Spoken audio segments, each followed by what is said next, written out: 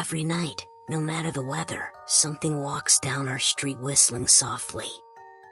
You can only hear it if you're in the living room or the kitchen when they walk by, and it always starts at exactly 3:03. The sound starts faint, somewhere near the beginning of the lane near the Carson place. We're towards the middle of the street, so the whistling moves past us before fading away in the direction of the cul-de-sac. When I was younger, my sister and I would sneak into the kitchen some nights to listen. Mom and Dad didn't like that, and we'd catch hell if they found us out there, but they were never too hard on us since we always stuck to the one big rule. Don't try to look at whatever was whistling. My neighborhood is a funny place. I've lived here since I was 6 and I love it. The houses are small but well kept, good-sized yards, plenty of places to roam. There are a lot of other kids here my age. I turned 13 back in October. We grew up together and would always play first square in the cul-de-sac or roam around from back porch to back porch in the summer. This was a good place to grow up. I'm old enough to see it. And there's only the two strange things here, the night whistling and the good luck. The whistling never bothered me much. Like I said, I couldn't even hear it from my bedroom. But Mom and Dad don't like talking about it, so I've stopped asking questions. My dad is a strong guy, tall and calm. He has an accent since he moved to the US as a kid. His family, my grandparents, they're from the islands. That's what they call it. My dad, the only time he isn't so calm is if the whistler comes up. He talks a little quicker then, eyes move faster, and he tells us not to think about it so much and to always remember the one rule, the big rule: don't try to look outside when the whistler goes past. Not that we could look even if we wanted. See, there are shutters on the inside of every window, thick pieces of heavy canvas that pull down from the top and latch to the bottom of the window frame. Each latch even has a small lock, about the size of what you'd find on a diary. My dad locks those shutters every night before we all go to bed and keeps the key in his room. My mom, I don't know what she thinks about the whistling. I've seen her out in the living room before at 3:03 when the sound starts. I could see her if I cracked my door open just an inch to peek. She's not out there often, at least I haven't caught her much, but once or twice a month I think she sits out there on our big red couch just listening. The whistler has the same tune every night. It's cheerful. Da-da-da-da-da-dum. Da-da-da-da-da-dum. Remember how I said there are two odd things about where I live? Well, besides our night whistler, everyone in my neighborhood is really lucky. It's hard to explain, and Dad doesn't like us talking about this part much either, but good things just seem to happen to people around here a lot. Usually, it's small things, winning a radio contest, or getting an unexpected promotion at work, or finding some arrowheads buried in the yard, you know, the authentic kind. The weather is pretty good and there's no crime, and everybody's gardens bloom extra bright in the fall. A million little blessings, I've heard my mom say about living here. But the main reason we stay here, why we moved here in the first place, is my sister Nola. She was born very sick, something with her lungs. We couldn't even bring her home when she was born, only visit her in the hospital. She was so small, I remember, small even compared to the other babies. A machine had to breathe for her. We moved into our house here to be closer to the hospital. As soon as we moved here, Nola's starting getting better. The doctors couldn't figure it out, they chalked it up to whatever they were doing, but we all could tell they were confused. But my parents knew, even I knew, Nola getting better was just another of the million little blessings we got for living in our neighborhood. So that's why we stayed even after we found out that, for every small miracle that happens here every day, now and then, some bad things happen. But they only happen if you look for the whistler. See, our neighborhood has a welcoming committee. They show up with macaroni casserole and a gift basket and a manila folder whenever someone new moves in. They're very friendly. 4 people showed up when we moved in 7 years ago. The committee made small talk, gave me a Snickers bar, and took turns holding Nola. It was her first week out of the hospital, so they were extra careful. Then the committee asked to speak to my parents in private, so I was sent to my room where I still managed to hear nearly every word. The welcoming committee told my parents about how nice the neighborhood was, really exceptionally, hard to explain kind of nice. And then they told my parents about the even harder to explain whistling that happened every morning at 3:03 and ended at the tick of 3:05.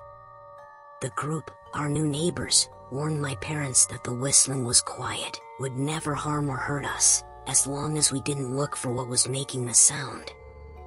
This part they stressed, and I pushed my ear into the door straining to hear them. People who went looking for the whistler had their luck change, sometimes tragically. A black cloud would hang over anyone that looked. Anything that could go wrong would. The manila envelope the committee brought over contained newspaper clippings, stories about car crashes and ruined lives, public deaths and freak accidents. Not everyone dies, I heard the head of the committee tell my dad. But the life goes out of them. Even if they live, there's no light in them ever again, no presence. My mom, I could tell she wasn't taking it seriously. She kept asking if this was some prank they'd play on new neighbors. At one point my mom got angry, accused the committee of trying to scare us out of our new home, asked them if they were racist on account of my dad being from the islands. My dad calmed her down, told her he could tell our new neighbors were sincere and they were just trying to help us. He explained that he grew up hearing these kinds of stories from his mom and that he knew there were strange things that walked among us. Some of those strange things were good and some were bad, but most were just different. After the committee left, Dad went out to the hardware store, bought the canvas blinds, the latches, and the locks and installed them on every window in the house after dinner.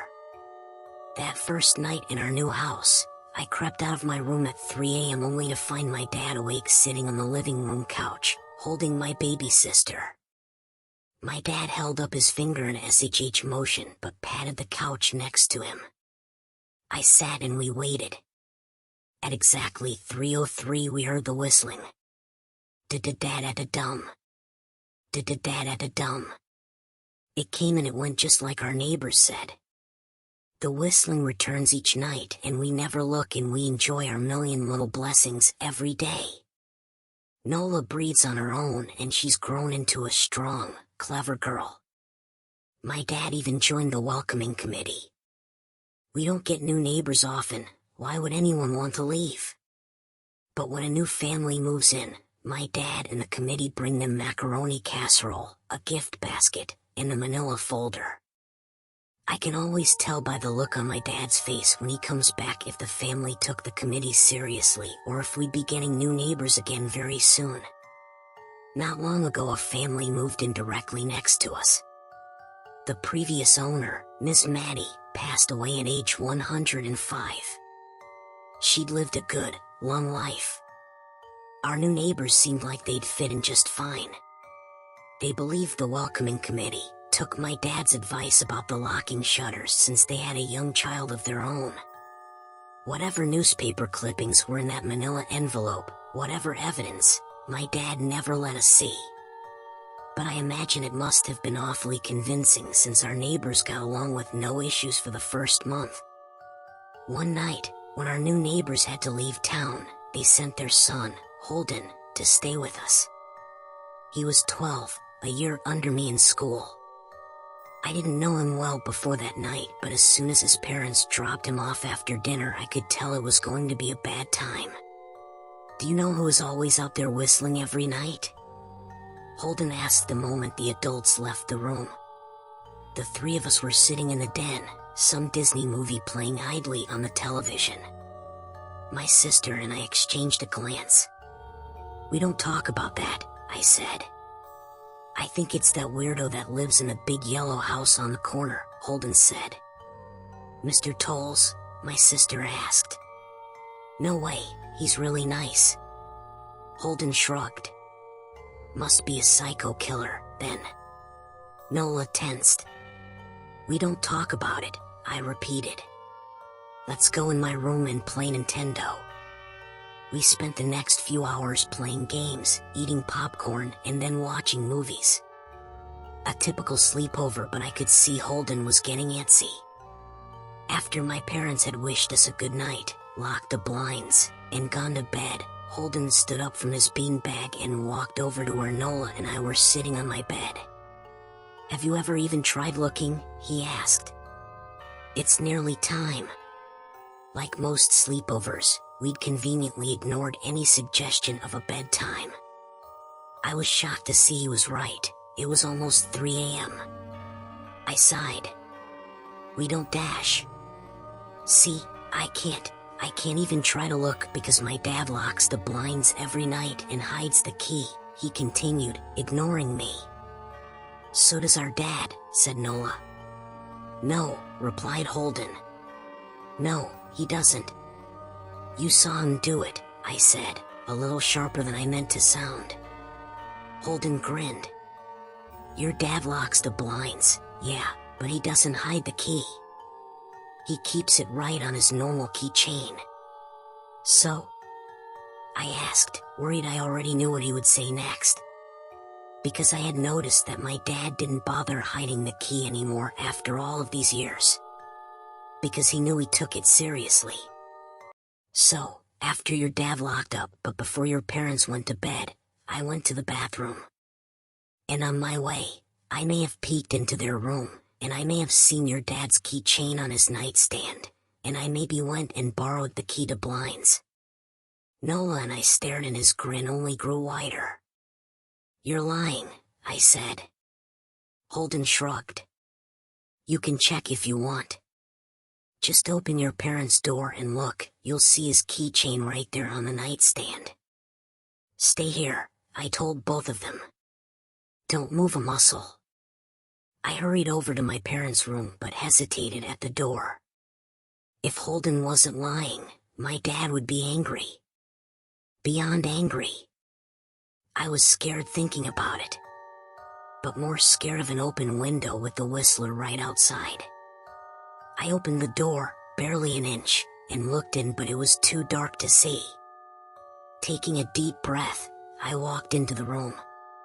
2 steps into the dark, I froze. The whistling started.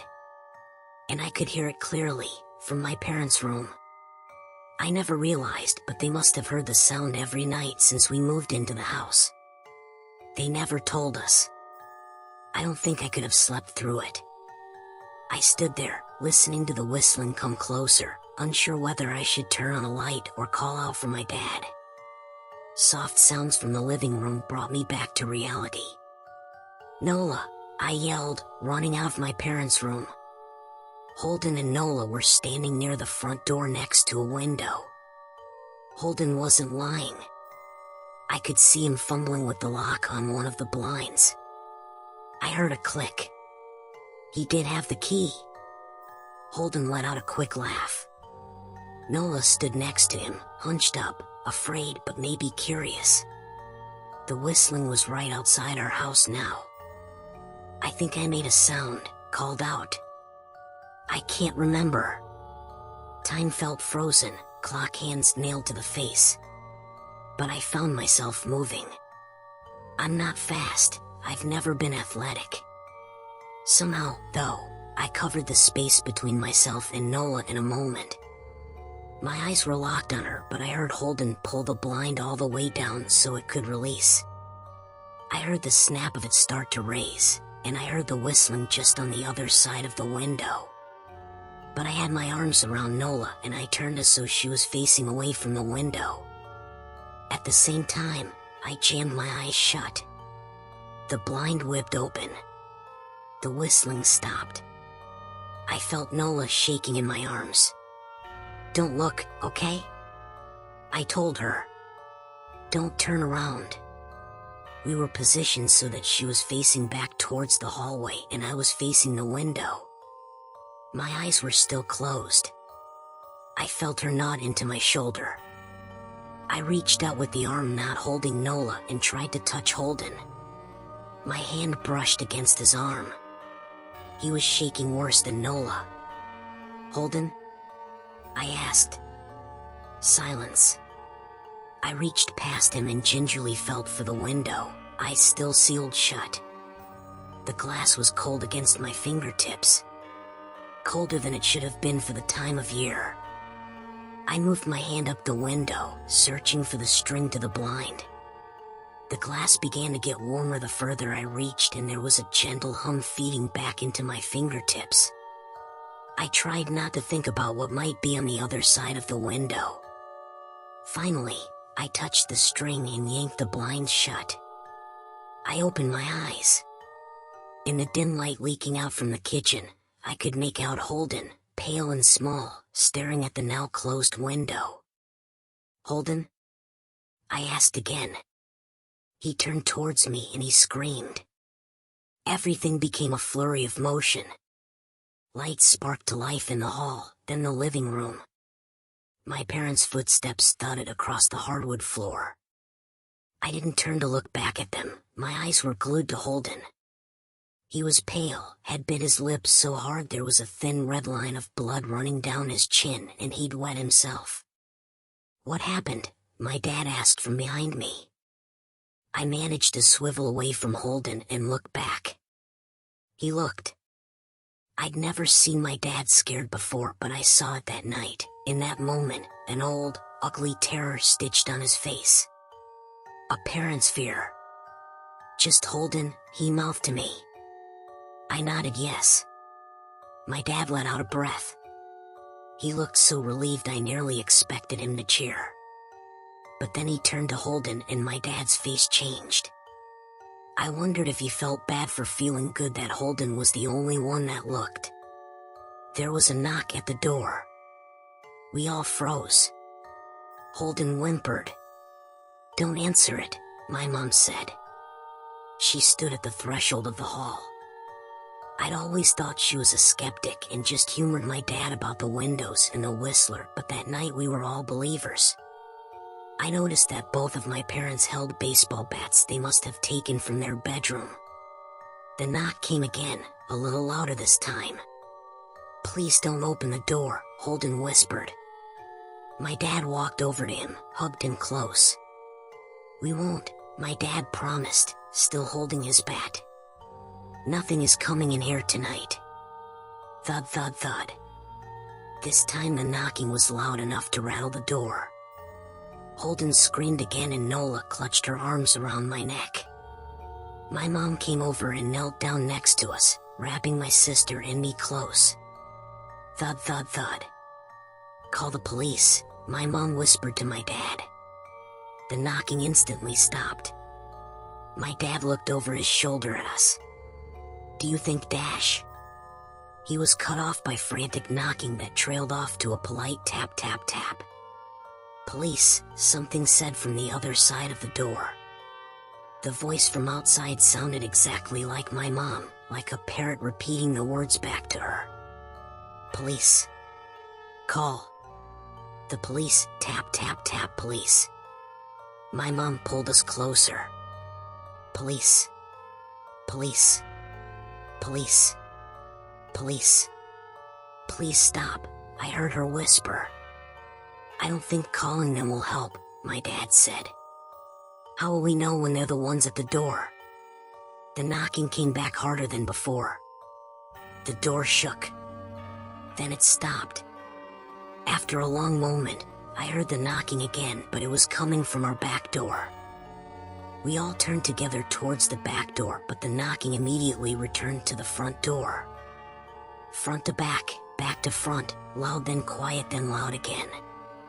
Suddenly, the sound was coming from both doors at once, big, heavy blows like a sledgehammer. Then something started rapping against all of the windows in the house, then the walls. It was like we were living inside a drum with a dozen people trying to play at once. Or we were a turtle and something was attempting to claw us out of our shell. "Stop!" Holden yelled. The knocking died. "I won't tell," Holden said, staring at the door. "I promise I won't tell anyone what I saw. Just please go away." We waited for nearly a minute. Then we heard it, a soft tap tap tap coming from the window Holden had looked through earlier.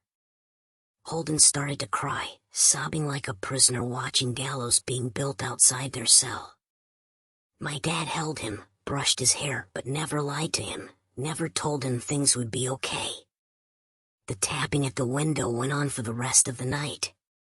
We huddled together in the living room for I don't know how long. Eventually, my mom tried to take us kids into my room while my dad stayed to watch the door. But the second we moved into my bedroom, the knocking came back, so loud it was possible to ignore. I was afraid the door couldn't take it. We went back to the living room and the knocking stopped. Only the tap tap tap on the window remained. None of us slept that night. The tapping stopped around 7 a.m. That's about the time the sun comes up here. We waited another 2 hours before my dad opened the blinds from one window. He made us all go back to my parents' bedroom first. I heard him open the door then come back in. "Okay," he told us. "It's done." Holden's parents came back around lunchtime. My mom and dad walked Holden over to his house and they all went inside for quite a while. Nola and I watched from the window. She stuck to me the whole day, right at my side, sometimes holding my hand. When my parents came back they looked grim but wouldn't tell us what they said to Holden's family. It was a Sunday, so we all spent the day together, ordered pizza and watched movies. That night everyone slept in my room, Nola and my mom in the bed with me, my dad in a chair he'd pulled over. There was no knocking that night or any night since. We didn't see much of Holden or his parents for the rest of that week, but by Thursday there was a moving truck in their driveway. Nola and I watched them packing up the whole afternoon after school.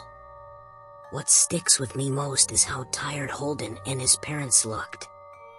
All three had the same pallor, grim mouths and lightless eyes. Even from across the street I could tell something was very wrong. Holden and his family were gone before sunset. I remember what the original welcoming committee said to my parents when we moved in. "Not everyone who looks at the Whistler dies, but even those that live have the light go out of them and the rest of their lives are full of misfortune. A million little tragedies." I think Holden's parents must have looked either to comfort him if they didn't believe or share the burden if they did. I watch Nola some days, happy and young and alive, and I wonder if I'd been slower. If she'd looked out the window that night, would I have looked too? To comfort her? To share that burden? I'm glad I don't have to find out. We still live in that house, in that neighborhood. We still hear our Whistler walking past every night. The blessings, the luck, the good things here are too good to leave. But we're careful. We don't have friends over to spend the night anymore. And my dad hides the key to the blinds very, very well. Not that I've gone looking. Some things you just don't need to look for.